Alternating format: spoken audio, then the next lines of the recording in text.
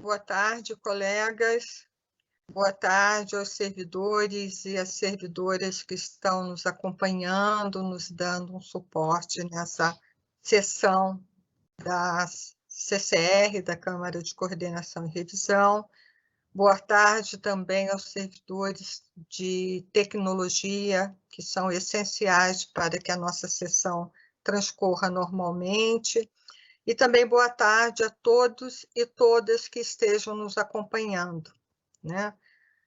Gostaria de pedir desculpas se eventualmente a nossa transmissão falhar, porque aguardem se isso ocorrer, porque provavelmente será uma dificuldade no aplicativo Teams, que já alertou problemas pelos quais ele está passando.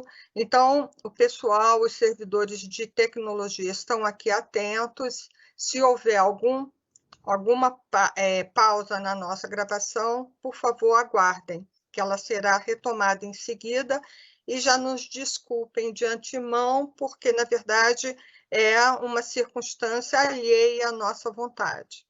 Então, gostaria de passar a palavra aos colegas, se quiserem falar, usar da palavra.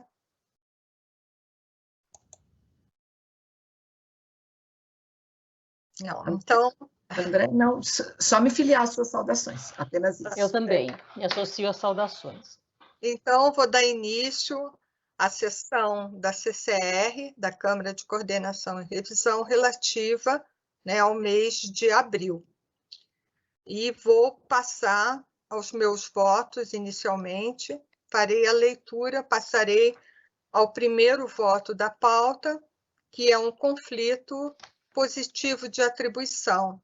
É o PAG 153 de 2011, da 4ª Regional, e ele está em conexão, porque tratam da mesma problemática com a NF 700, de 2019, da 4ª Regional também, que é o segundo da pauta.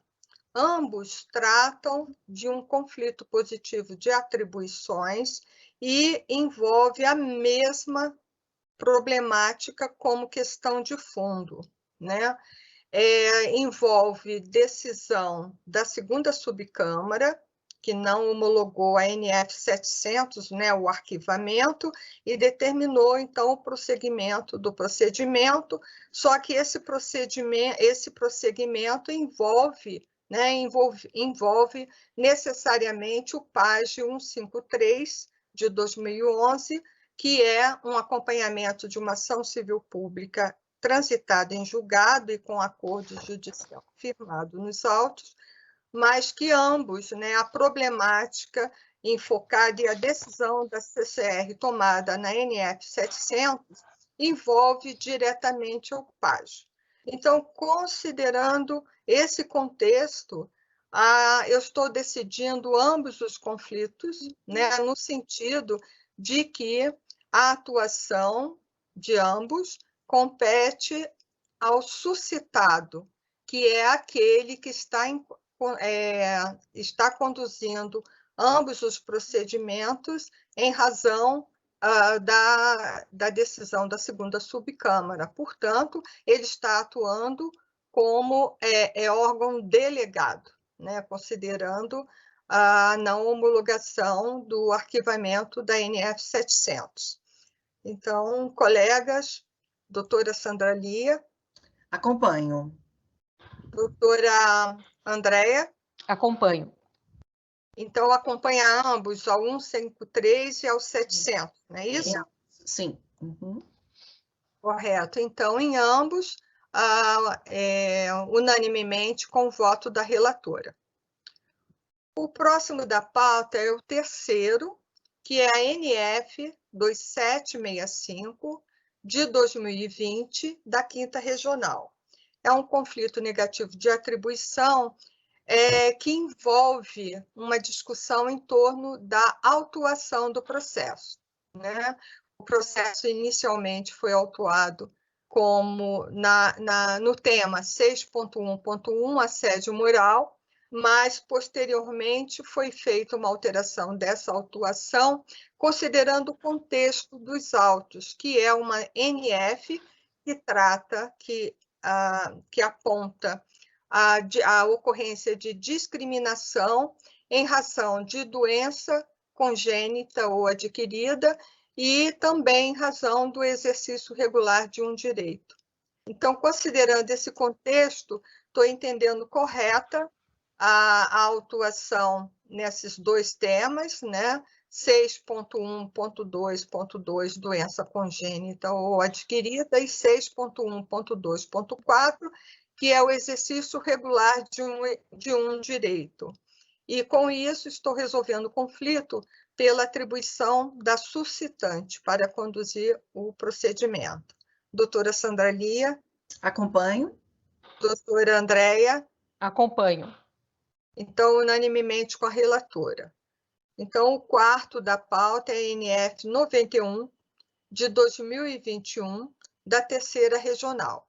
É um conflito negativo de atribuição, é um inquérito civil arquivado determinando a autuação de nova notícia de fato. E eu estou considerando que o contexto, né, desde o princípio da NF, envolve, né, não só a questão da dispensa em massa coletiva, mas também da dispensa abusiva. Portanto, não haveria nem necessidade da instauração de uma NF para cuidar do tema dispensa abusiva. Poderia ser um tema que viesse acrescido, né? Mas, de toda forma, em havendo a autuação de uma nova NF, esta virá também para o mesmo órgão oficiante, né? Porque é um contexto único tratado, né, nessa denúncia que chegou ao órgão. E assim eu resolvo pela atuação do suscitante. Doutora Sandra Lia. Acompanho. Doutora Andréia. Acompanho. Então, unanimemente com a relatora, eu passo agora a palavra à doutora Sandra Lia para relatar os seus processos. Então, obrigada. Eu tenho 4 processos pautados, um conflito e 3 revisões de TAC. Processo número 5 da pauta, NF 36, de 2021, da Terceira Região. É um conflito de atribuição, que vou resolver pelo local do dano, necessidade de início da investigação concreta para elucidação dos fatos. Então, há necessidade de realização de diligências no local do dano, conforme a jurisprudência dessa Câmara. Então, eu conheço do conflito para declarar a atribuição do ora suscitado. Ok, eu acompanho a relatora, doutora Andréia. Acompanho. Unanimemente com a relatora, o próximo.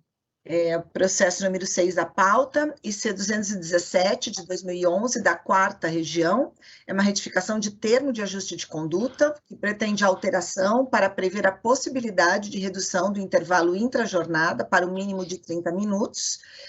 Aqui todo o Ministério Público do Trabalho, por volta de grupo por conta também, por intermédio, melhor dizendo, de grupo de trabalho com o objetivo de identificar inconstitucionalidades da Lei 3.467 de 2017, entendeu que este dispositivo é inconstitucional. Então, nos termos da posição majoritária e institucional do Ministério Público do Trabalho, eu conheço da proposta retificadora de TAC, mas não a homologo. Eu acompanho, considerando, inclusive, que antes mesmo da reforma, essa redução para 30 minutos poderia ocorrer em situações muito específicas, né? Então, essa possibilidade de forma abrangente, eu também acho ilegal, inconstitucional. Então, eu acompanho a relatora. Doutora Andréia? Acompanho. Então, unanimemente com a relatora. Próximo da pauta. Processo número 7 da pauta, IC 110, de 2015, da 2ª Região.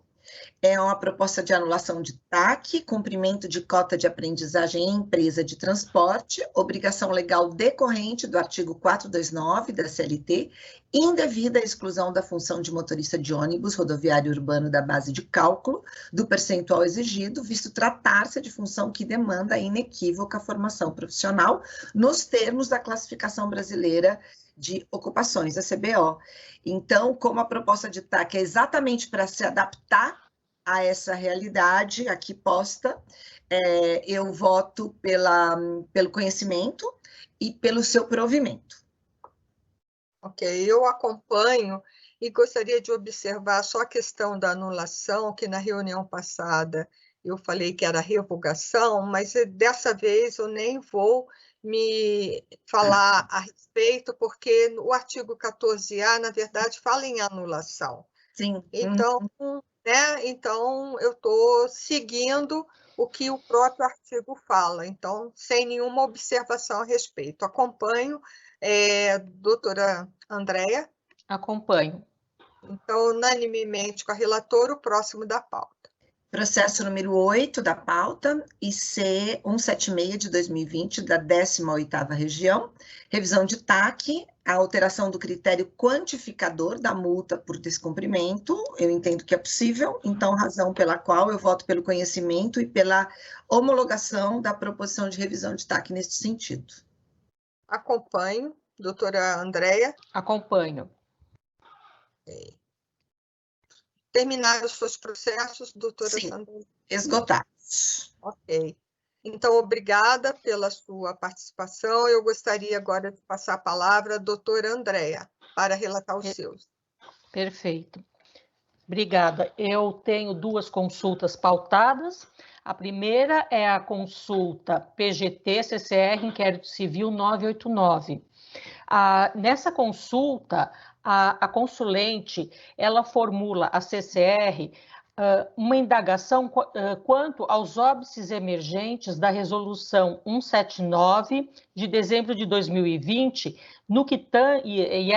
a indagação dela diz respeito à destinação dos recursos decorrentes da atuação finalística do Ministério Público do Trabalho. Eu não estou conhecendo da consulta por duas razões. A primeira delas é que não há pergunta objetiva formulada a ser respondida pela CCR. Ela apenas, genericamente, indaga quais seriam os óbices decorrentes da Resolução 179 no que tange a destinação dos recursos. Então, por este motivo, eu não estou conhecendo, e também porque ela deixou de observar os ditames da Portaria 330, de março de 2021, expedida pelo PGT, anteriormente à apresentação da consulta, onde ele detalha qual é o procedimento a ser seguido para cadastramento do TAC e a destinação dos recursos. Nessa resolução, nessa portaria, ele tem uma disposição, principalmente no artigo 1º, que diz que o membro deve cumprir todas as etapas de cadastramento, mas sempre respeitada a independência funcional no que tange a destinação dos recursos. Então, por essas duas razões, a ausência de pergunta objetiva e também a inobservância da portaria 330, eu não estou conhecendo da consulta. Eu acompanho, considerando os fundamentos, especialmente toda a regulamentação da 179 feita pela portaria do PGT referida. Então, acho que está bem colocada a questão. Acompanha a relatora, doutora Sandra Lia. Eu também acompanho aqui, quero inclusive parabenizar a relatora pela excelência do voto, e que isso já vai abrir caminhos também para a CCR, não neste caso, obviamente, porque não era o caso, para a CCR se posicionar quanto a 179, a questão das destinações, né, de que isso é um tema muito importante para o Ministério Público do Trabalho, para a nossa atuação, então é bastante sintomático que a CCR exerça o seu papel nesse nesse sentido, o fez aqui, desta forma, seguindo a jurisprudência da CCR, mas certamente virão outras questões envolvendo a aplicação da 179, então é importante que a CCR assim se manifeste. Sim, concordo, porque é uma temática que certamente virá a CCR e compete ao órgão se manifestar, concordo. Então, unanimemente com a relatora, o próximo da pauta. Perfeito. Próxima consulta é o PAG 138/2021, vindo da 5ª Região. Aqui eu vou ler a ementa porque ele é um pouquinho mais... existem alguns detalhes. É uma consulta, atuação do Ministério Público do Trabalho como custos legis nos autos da ação de execução número 133.900, de 2020, processo eleito como piloto no procedimento de reunião de execuções, provimento conjunto do TRT da 5ª Região, número 1/2020. Protocolo de cooperação judicial motivado pela prolação de sentença da Corte Interamericana de Direitos Humanos, que condenou o Estado brasileiro no caso da explosão na fábrica de fogos de artifício de Santo Antônio de Jesus, Bahia. A consulente indaga se a atuação do referido processo piloto ficaria a cargo da PTM de Santo Antônio de Jesus ou na sede da Procuradoria da 5ª Região, e neste caso se seria atribuição do 1º ou do 2º grau. Tal situação se resolve com a constituição pelo Procurador-Geral do Trabalho de Grupo Especial de Atuação Finalística, GEAF, por meio da portaria PGT 439 de 2021. Então, no caso, a colega queria saber se tramitaria esse procedimento na sede ou na PTM, e se fosse na sede, no 1º ou no 2º grau.